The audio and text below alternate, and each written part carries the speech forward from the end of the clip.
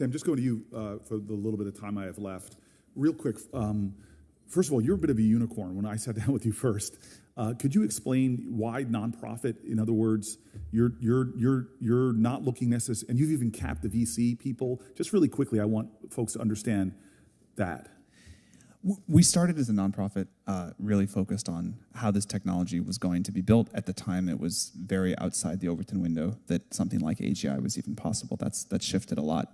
We didn't know at the time how important scale was going to be, but we did know that we wanted to build this with humanity's best interest at heart, and a belief that this technology could, if it goes the way we want, if we can do some of those things Professor Marcus mentioned, really deeply transform the world. And we wanted to be as much of a force for getting to a positive vision. I'm going to interrupt you. I think that's all good. I hope more of that gets out on the record. The second part of my question as well, I found it fascinating. But are you ever going to, for a revenue model, for return on your investors, are you ever going to do ads or something like that? I wouldn't say never. I don't think, I think there may be people that we want to offer services to and there's no other model that works, but I really like having a subscription-based model. We have API developers pay us, and we have ChatGPT. Okay, can I jump to then can I just jump real quickly? One of my biggest concerns about this space is what I've already seen in the space of Web 2, Web 3, is this massive corporate concentration.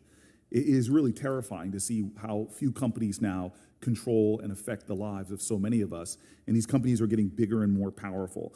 And I see, OpenAI backed by Microsoft, Anthropic is backed by Google. Google has its own in-house product, Bar. So I'm really worried about that.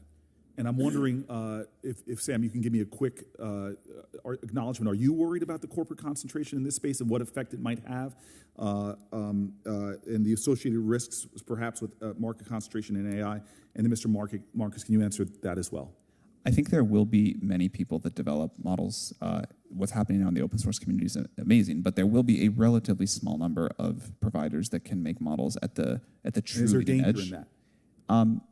I think there is benefits and danger to that. As we were talking about all of the dangers with AI, the fewer of us that you really have to keep a careful eye on the absolute bleeding edge of capabilities, there's benefits there. But I think there needs to be enough, and there will, because there's so much value, that consumers have choice, that we have different ideas